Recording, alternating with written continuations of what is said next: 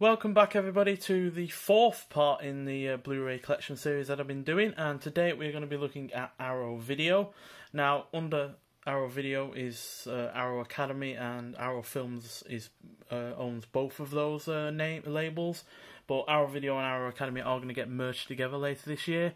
But since they are currently separate and I have a lot of Arrow Academy ones outside of Arrow Video, I thought I'd split the two, especially since I have a unbelievable amount of films from Arrow Video. So yeah, I'm going to try and whiz through as many of these as possible in a short space of time because, yeah, I have a lot of them. Easily the most out of any of my other collection from other labels. So yeah, we're going to first look at a bulk amount from a certain director, and that certain director is Dario Argento with Cat o' Nine Tails, Phenomena, Deep Red, Tenebrae, and The Bird with a Crystal Plumage. 5 really rather good Giallo films, although Bird with a Crystal Plumage is my least favourite of his. I'd give that about 4 stars out of 5. But these 4, yeah, definitely 4.5-star films, and yeah, really good. Deep Red and Cat o' Nine Tails came out in the 70s, Phenomena and Tenebrae came out in the 80s, and yeah, they are glorious. So yeah, highly recommend trying them out if you haven't already. There's Tenebrae, there's Deep Red, which has a fantastic twist in it, Phenomena, which has the great Donald Pleasance in it, and Cat o' Nine Tails, which is getting a 4K release by Arrow Video later this year in July, which I am really looking forward to, as it's easily one of my favourites from Argento. So yeah, highly recommend trying all of them out, even Bird with a Crystal Plumage, because even though it's not my favourite from Dario Argento, it was a solid start to his career. And secondly, in terms of a actor, which I have a huge amount of films from, is Vincent Price. So he did a lot of films in the 60s with Roger Corman, Edgar Allan Poe adaptations, and yeah, one of them was Haunted Palace, and then he also did The Raven, which had been done in the 30s with also Boris Karloff, coincidentally. So second time Boris Karloff had been in a film with The Raven. Then he also did Tuma Lajaya, another Edgar Allan Poe film. Then he also did, I think, was this one? Oh, I do apologise for that noise in the background. Yeah, this one also was an Edgar Allan Poe one, The Fall of the House of Usher, also released as just The House of Usher, just in, I think, in America. And yeah, there's a great Vincent Price. Then he also did The Pit and the Pendulum, again Edgar Allan Poe, again by Roger Corman. Roger Corman actually did direct one Edgar Allan Poe film in the 60s that didn't have Vincent Price, which is a bit of a shame because I think it would have been really good. Another one they did though was Tales of Terror. Again, I think this starred, yeah, this was a series of little shorts from Edgar Allan Poe, so it was an anthology film. And then, yeah, they were the only Edgar Allan Poe ones. Then also did The Abominable Dr. Thebes. He actually came out with a sequel to this, but even though that sequel was decent, it was nowhere near as good as the first film. Then Theatre of Blood, which is about a actor on the stage who doesn't like the critic reviews that he gets, so he ends up killing them off in Shakespearean ways. Then The Comedy of Terrors, also starring Peter Lorre, just like in, which one was it? The Raven. And yeah, that is also really good. Also Boris Karloff as well. Yeah, I have a lot of films from Boris Karloff as well. And finally, Tower of London, one of the few black and white films that Arrow Video have actually released, to be honest. A lot of black and white films do feature on the Arrow Academy label, but there's not many from them that are black and white that are featured on the Arrow Video label. Right, so let's fly through a bunch of the other ones, because we have a lot to go through, and that's taken nearly 5 minutes just with those. So yeah, we got Hellraiser, superb 80s horror film, easily one of the best of the decade. Then The Hills of Eyes, not my favourite Wes Craven film, but still a solid one nonetheless. Then Maniac Cop, starring the great Tom Atkins, who was in several great horror films from the 80s. Was in that, Night of the Creeps, which we've already seen on the Eureka label, and also Halloween 3, which was really rather good. Then Demons, another Italian horror film from Lamberto Bava and Dario Argento. Dario Argento didn't direct, but he did have some input into that film. Then we've got the satire horror comedy film, The Stuff, which is basically about an alien substance that eats you from the inside, but is sold by a corporation that doesn't either realise that or doesn't care. It's just all about the profit. And then we also have Slugs, which has a fantastic cover art. I really, really do love the look of that. Really does look superb. And now moving on, we've got a pair of Pam Grier films from the 70s in a blaxploitation phase. We've got Foxy Brown and Coffee. Both really, really good blaxploitation films. Ludicrously violent, a little bit on the cheap side, but really, really rather good. Then we have a couple of William Friedkin films. One is Cruising with Al Pacino. Not my favourite William Friedkin film, but still a really, really good one. But then one of my favourite William Friedkin films, which really does quite rival the likes of The French Connection, as it is a spiritual successor in some regards, To Live and Die in LA. Got a fantastic soundtrack by the band Wang Chung, and yeah, got an absolutely superb car chase in it. Then we have the late great Bob Hoskins in The Long Good Friday, and a film that I actually mistook him for another film is one in Our Academy, which we'll get to in the next video. I think it was, yeah, it's called The Long Goodbye. I actually bought one, even though I already had it, mistaking it for the other for some reason. But whatever. And then we got Raising Kane. Not my favourite Brian De Palma film, not by a long shot, but John Lithgow does put in a great performance, and he is one of my favourite actors, so yeah, it was good to see him in a more horror-orientated role. Another Brian De Palma film, The Fury. Do prefer this somewhat more to the to Raising Kane, purely because it's got a psychic kind of plot to it, which De Palma obviously was well renowned for, with the likes of Carrie, which is also Brian De Palma, as we have it here as well. So yeah, 3 Brian De Palma films there in a row. I think they were there on purpose. Not going to guarantee that all of these films are going to have a link to one another, one after the other, but that's just the way it is. Now, this is a sequel to a film that nobody ever thought would work, because it was a classic, and there was a good 20-odd years between the two of them. But it's Psycho 2, which is an absolutely superb film, highly underrated sequel, and was part of the 80s, which was full of horror sequels, but that was far more than just a cash-in. Then we have Runaway Train, one of the more serious films from Arrow Video. It's not schlocky at all, despite being released by the infamously schlocky Canon Films. But yeah, great film, great cast, and got a riveting finale on it. Then we have The Day of the Jackal, which was remade as The Jackal with Bruce Willis in the 90s, which is awful in comparison to this. And really, really great thriller film, which has 2 really great performances from 2 actors that don't really meet on the screen until right up until the end. So you get to see 2 different sides of the story. Then we got the great Roy Schneider in 52 Pickup, a film by John Frankenheimer, who is one of my favourite directors. Again, this was released by Canon Films, but yeah, you wouldn't really think it, considering how good it is. And another film that was released by Canon Films that really is far better than people give it credit for, or did give it credit for at the time, Life Force. Superb sci-fi vampire horror film with great practical effects, and it clearly shows that they put a lot of money into it. They spent about $20 million on that film. Didn't make anything back on it, but they certainly put the money where their mouth is, and did at least have a good film to show for it, unlike Superman 4, which they also paid a load of money into and was absolute rubbish. So yeah, there we go.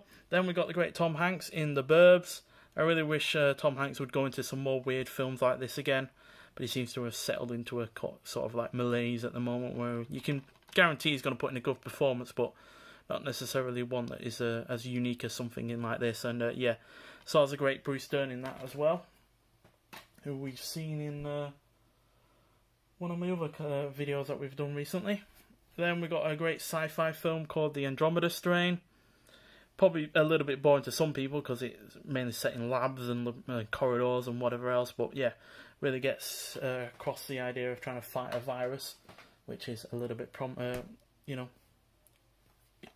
relevant today in the certain climate that we're in right now. Then we've got one of the best comedy films ever made, and easily one of my favourites, A Fish Called Wanda, starring the great John Cleese, Jamie Lee Curtis, Kevin Kline, and Michael Palin. So yeah, you've got a couple of the Monty Python cast in there, and yeah, really, really, really funny. Really love this film. Yeah, easily one of the best from the 80s in terms of comedy films, and one of my favourite comedy films overall, like I said. Then we got Matinee by Joe Dante of Gremlins and Gremlins 2 fame. But this is superb. As a massive fan of 50s sci-fi B-movies, this does a really good, plays a good homage to that, but also is really funny at the same time. And it's got a great performance by John Goodman in it as well, and a really, really good finale on it to top it off. Then we got Lucio Fulci in directing The Black Cat. We've already seen a version of The Black Cat in another film, Tales of Terror, which was part of that anthology film with Vincent Price. And I also have the 1930s version of this as well, so I technically have 3 versions of the same film, although this is a lot more horror-based, it's a lot more violence, and it's really good for it, to be honest, because, yeah, Lucio Fulci is really good at doing violence, and to prove that, he also did Zombie Flesh Eaters, after the likes of Dawn of the Dead, which was a huge success for the zombie genre. Many, many rip-offs and, you know, lesser versions of that film came out, and even though this is a lesser version of Dawn of the Dead, it is still a cracking film in its own right, so yeah, highly recommend that. I'm just trying to find a space to put all of these films that I am getting through. Then we also have, just seeing if I had another Lucio Fulci film. They've all collapsed on my bed. Yes I do, where is it? There it is. And it is The House by the Cemetery. The House by the Cemetery. Not my favourite film that I own, but it's decent enough. It just gets a little bit too weird at times, really. So, yeah, that is a bit of a shame, but it was a blind buy, and it's one of the few blind buys that hasn't actually, or should I say, blind buys that I've bought that haven't worked out. But you can't win on everything, and that's fine. Then we have Black Rainbow, film by Mark Hodges. Really, really, really good film. He also directed Flash Gordon and Get Carter. And yeah, it's a cracking British horror film. A little bit odd as well, but yeah, really good performances and a riveting plot, really, for a lot of the time. Then one of the best remakes ever made, Invasion of the Body Snatchers. I actually prefer this to the original. I know the original has a lot of, you know, themes. It's like ripping on, you know, like the Red Scare of the 1950s and whatever else, but this is the better horror film, quite frankly. And yeah, it's got a great cast as well. Donald Sutherland, you've got Leonard Nimoy, Brooke Adams, Veronica Cartwright, and an early performance by Jeff Goldblum. So yeah, really, really great film. Highly recommend that if you've not seen it already. We're flying through these, aren't we? But I do have some special editions that we'll take a bit more in-depth of a look at, but yeah, we're already on nearly 15 minutes already, so we're going to get a move on. And then another great film with Bob Hoskins, Mona Lisa. Crime, romance, drama film. But yeah, far better than I'm making it sound. And you also got Robbie Coltrane and Michael Caine in it as well. So yeah, another great British cast for a great British film there. Then we've got the great Michael Mann with Thief, with this superb score by Tangerine Dream. And yeah, starring James Caan. And yeah, great thriller film that is, and yeah, oozes 80s style and atmosphere. Then we've got the superb sci-fi film 12 Monkeys, starring Bruce Willis, Madeline Stowe, and Brad Pitt. Brad Pitt in one of his earlier roles. And yeah, great dystopian sci-fi film. And yeah, definitely one of the weirder films that Bruce Willis has been in. And it was part of that period where you couldn't really work out what he was going to be in at that time, because a few years later it was in Sixth Sense, but he was also in 2 Die Hard sequels in the 90s, and then the awful Hudson Hawk. So yeah, I do miss that kind of period where you didn't really know what an actor was going to be in and whether it was going to work. I think this is one of the newer films that I have from Arrow Video, and that is Catfight, Anna Hesh and Sandra Oh. Sandra Oh, who's been in the recent big success of Killing Eve, the TV series. And yeah, this is a really, really funny comedy parody. So yeah, highly recommend it. And it's got some brutal fights in it, as well as kind of stylized by the artwork there. And yeah, going back to the 80s, yeah, we got Dream Demon, the director's cut, in a really, really nice slipcover. Also comes with a poster as well. I'll just show you upside down the poster. As you can see, it's there. So yeah, it's a really nice poster of the artwork on the front. I didn't actually expect it to come with a poster when I bought it, so that was a surprise. And then you've also got the really nice shiny slipcover as well. So yeah, that was a really nice surprise getting both the slipcover and the poster with that. But yeah, it's a cracking 80s horror film. Another British one as well, because you've got the likes of Gemma Redgrave, Timothy Spall, and yeah, it's directed by... Who was it directed by again? Yeah, Harley Cokeliss, who also did Black Moon Rising, which was a decent film as well. Then we're going to the 50s now, with, I think, the oldest film I have from Arrow Video. The Incredible Shrinking Man. Moment by moment, the terror mounts. So yeah, basically a more adult-orientated, more thematically weighty version of something like, say, Honey, I Shrunk the Kids, although obviously 40 years before. And yeah, it's fantastic special effects on that. And even though he's only up against, you know, normal things in the household, like spiders and cats, it's all the more terrifying when you're only a few inches tall. Right, moving to... back to the... No, we're going to go to the 70s now, with a really rather underrated haunted house film, Burnt Offerings. Although I think of it more of a cursed house film, because, yeah, the house starts doing weird things to the family, and it needs them to live and, yeah, fix itself up, because it's an old dilapidated house, and as soon as the family moves in, they start, you know, dying off or getting worse in terms of health, and the house starts healing itself around them. So, yeah, really, really haunting film. Right, we're going to get to a couple of 80s films again.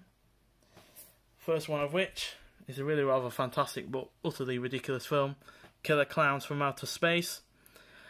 Fantastic line in that film is, "Oh, what are you going to do, knock my block off?" And then one of the clowns knocks the guy's head off completely. So, yeah, eat your heart out, Jason. Killer Clowns from Outer Space did it first. And, yeah, great film, really funny, great practical effects. Also came with a poster, double-sided poster as well, by the way. I won't get it out because I actually only just put it away because it was getting quite damaged on my wall after being up for so long. But yeah, really great film. You have to just go with it, really. It's not a film that you need to take seriously. Just have a laugh with it and, yeah, be entertained all the way. And a really, really nice slipcover, which is, again, really nice and shiny, just like that Dream Demon one that we saw before. Next, an odd one, because it's not a particularly great film, but I did find it entertaining, certainly entertaining enough to buy it. And one reason I bought it is because the actor is actually in another film I own called Tremors. And it's Remo Williams, The Adventure Begins. So yeah, a really rather goofy kind of like action-adventure film. Was supposed to start off a whole series of films, but just wasn't successful enough to manage that.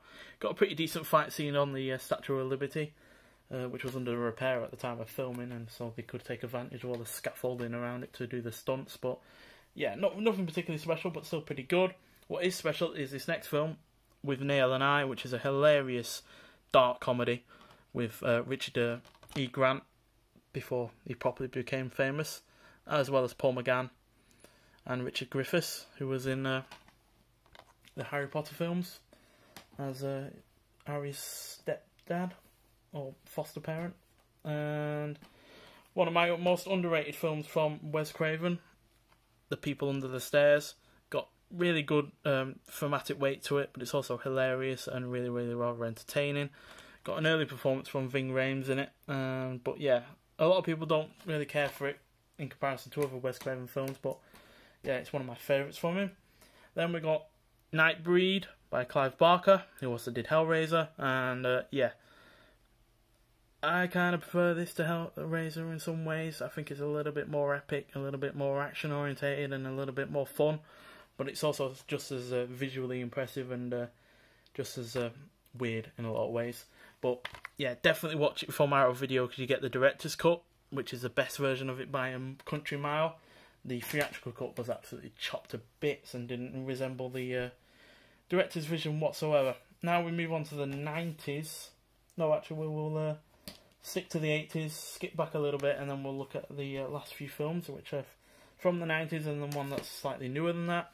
So yeah, we're going to go back to the 50s first with The Hound of the Baskervilles, starring the late great Peter Cushing and Christopher Lee, who starred in so many films together. It's unbelievable. And yeah, based on the book by Sir Arthur Conan Doyle. And yeah, contains mild violence, so it's not a particularly violent film, but it's from the 50s. But under 90 minutes, bish bash bosh, in and out, really fun at the time. Then we've got House by the guy that created Friday the 13th. Not as iconic as that film, but I honestly prefer this. It does the haunted house genre really, really nicely. Then we've got a brace of films from the 90s, first of which is a sequel I prefer to the original, which is probably controversial because the original is one of the most highly influential horror films of all time, but it is The Exorcist 3. I genuinely prefer this to the original. Not saying it to be a contrarian or anything like that, but it is genuinely brilliant. Directed by the guy that wrote the original film, while also writing it himself. And yeah, superb film. One of the best jump scares in history. And it's got the director's cut on it as well, which I don't actually prefer, but it's interesting to have it there nonetheless to see what William Peter Blatty's original vision was. But the theatrical version is actually the better one for once. And yeah, comes with a nice thick booklet on it, which is nice. And the 2 discs, because like I said, there's the theatrical version and then the director's cut as well. Well, like I said, the theatrical version is a better one, just because. And then we've got a film that flopped massively at the box office, and it's not a masterpiece in any regards, but it is far better than people gave it credit for. And again, like with The Exorcist, you get the best version of it. Well, I wouldn't say the best version of it with The Exorcist, but you do get a different version, and that is Kevin Costner's Waterworld. Also starring Dennis Hopper. Great film. Not a masterpiece by any means, but you do get the Ulysses cut, which is definitely the best version of it. It's an extended European version. And yeah, instead of being a measly 135 minutes, it's 178 minutes long. So nearly 3 hours, but it's definitely better for that extra runtime, quite frankly. Then we got one of the best action films of the 90s, starring one of the best people from the 90s, or one of the best actors from the 90s and before. Also directed by the great John Frankenheimer, Ronin. So last great John Frankenheimer film, we already saw him do 52 Pickup, and he did several films in a row in the 60s that were really, really great. But yeah, this is a fantastic film. Robert De Niro, John Reno, Jonathan Pryce. Great film, action film, really. Got one of the best car chases ever, to rival the likes of French Connection and To Live and Die in LA. And yeah, looks absolutely superb on that version as well. Nice slip cover to go with it, if you like that kind of thing. And then the newest film that I own on Blu-ray from Arrow Video, which is also on Netflix in the UK if you don't want to purchase it. I See You. Superb film. Really flips the whole horror genre, or house invasion horror kind of genre on its head, and does a great deal with it, and completely surprised me in the process. Nice slip cover as well, although it's no different to the actual cover on The Thing. And yeah, also stars, who was it? Oh yeah, Helen Hunt, who I've not seen in a film in years, but yeah, she was really, really good in it nonetheless. Right, now we're moving on to the most special versions of that I have. I don't have many of these, but they are quite in-depth. The first of which is a steelbook, actually, and the only steelbook I own from Arrow Video, and it is Ring, or Ringu, whichever way you want to say it. And yeah, this is the original Japanese version from the 90s. Absolutely spectacular film, easily one of my favourite J-horror films. Way better than something like The Grudge or I'm trying to think of another one now, Dark Water or something like that.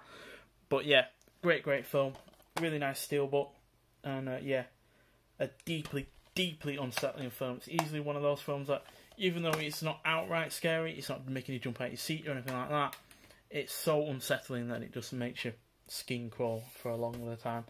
Now we've got the newest collector's edition that I've bought from our video so far. Actually, I need to just go find it, because I just realised I didn't put it on my desk. Where did I put it? Oh, there it is. It's gone walkabout. Hang on, here we go. I do apologise for that. yeah, the newest one that I've bought is Donnie Darko. Now, I've heard a lot of issues about this 4K, like it's too dark, or the film is skipping and the audio's jumping in and out. I haven't actually watched it yet to come to that conclusion. I did give the first 5 minutes a spin, and it did look a little dark, but apparently it's meant to be that way, because it was actually created in tandem with with the director in mind. The director himself made it with Arrow Video, but I do really like the artwork that they've got going on with it, which also comes with a double-sided poster with that artwork on it as well. Just trying to fold out the poster now for you. So it's got the artwork that you see there on the cover, which is really scary, quite frankly. But then it's also got some nice artwork on the back of it as well, which you're not going to be able to wholly see, but yeah, do really like the look of that.